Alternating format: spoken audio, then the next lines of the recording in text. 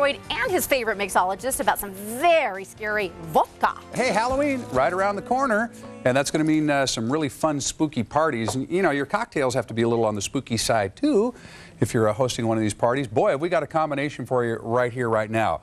We've got Crystal Head Vodka served up in the spooky skull. And we've also got Tim Stevens, a mixologist, to get us started here. Tim, what are you going to make for us here for Halloween? Well, we're going to do a couple Halloween-style, fall-oriented cocktails. So I've got a couple using Crystal Head Vodka, a little bit of Saint Germain, which is an elderflower liqueur, a little bit of chocolate liqueur, some Cointreau. One is muled style, which we'll make on the air.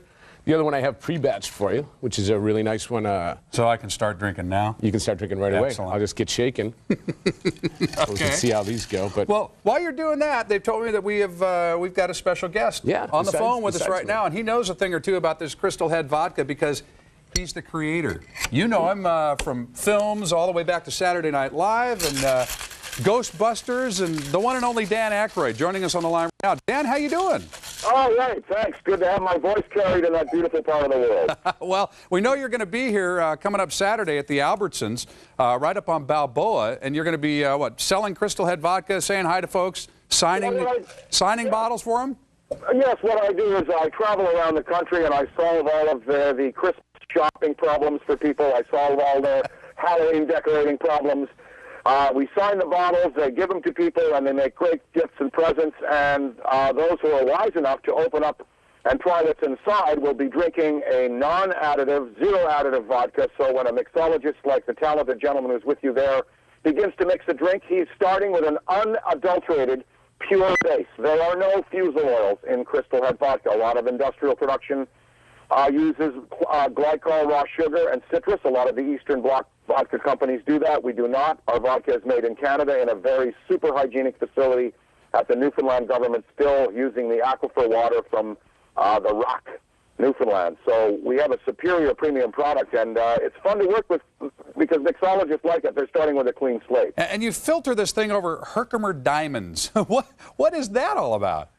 Well, what's common in the vodka business, what we do actually, we have a 4-3-3 process. We quadruple distill our vodka, but we don't triple distill it. We don't quintuple distill it. We don't over distill it. We distill it 4 times, and that keeps a little bit of the taste there. Our tasting notes from Anthony Dias Blue, who's the Robert Parker of the vodka world. We were very pleased when he rated our vodka in the 90s, and he said vanilla, sweet, with dry, crisp, with a kick of heat off the finish. And when I read that, I said, that's great, because it's an old-style vodka, going back to the Russian style of vodka making. And you said home run, huh? Well, we don't mask the alcohol with oils. Well, Dan, hang on for just a second. Let me let Tim go ahead and mix up a little something for us here, and then I want to ask you one or two more questions before you go. Yes, about the diamonds, though. Vodka is commonly filtered over diamonds. However, Herkimer diamonds, to me, have a very special meaning. They come from a geophysically anomalous region of upstate New York. It's the only place in the world other than Afghanistan where these diamonds bubble up from the ground and are in fields. And some say they have sort of a psychic association with that part of the world. So I thought it was kind of very fitting that we would pour over diamonds. We also charcoal filter it as well. Okay, let's watch Tim mix up a little something here right now for us, and while Tim's doing that, well, go ahead, Tim, and then we'll have Dan hang on for just a second. Sure. This is the pre-batched one that I have called here the Skull Flower, and again, that's the an elderflower liqueur, little Cointreau, fresh squeezed orange juice, and the pure vodka, of course, Crystal Head. The next one I'm going to make is called the Aztec Palace, which is a variation of a common mule, but in the holiday sense, we're going to add a little bit of a chocolate liqueur. Don't use a cream-based one because we're adding fresh lime and that'll curdle it, and we don't want that to happen. So easy enough to make at home. We're just going to squeeze in some fresh lime over the chocolate liqueur. And we'll leave that there. Add the pure vodka. The Crystal Head. Dan, why the Crystal Head? Go ahead and explain that, especially for Halloween here.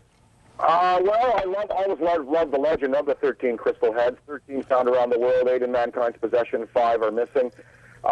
It's about positive enlightenment. The Navajo, the Aztec, the Mayans always had these heads. They spoke of them in their legend as being guiding lights for the tribe. So when we designed the bottle and we looked at making old-style Russian vodka, we said, we've got to put a clean vodka in this beautiful bottle because it's about enlightenment and positive thinking. That's the legend anyway. And we're hoping to lead people to positive drinking. And the talented gentleman there, I just love the sound of these cocktails. You know, mixologists and mixology now, this is a whole valid part of food culture that has increased to the level of almost a science. And these guys and these ladies in mixology they are driving the cocktail business. They're also driving the restaurant business because a lot of restaurants now, their bars are doing better than their food service. And that's what is driving good clubs and good bars and restaurants is the quality of the mixologist, the knowledge of the mixologist, and sounds like you got a great one there. Oh, we're really doing it up right here. Dan, thank you so much. We will see you Saturday at the Albertsons up on Balboa. And will we see Ghostbusters again soon? Yeah, we're working on it. We're working on it as we speak. Fantastic. Dan Aykroyd, everybody. Come out and see him this Saturday. Thank you, sir. Fun. Hey, all you right, too. Cheers. Bye-bye. Cheers.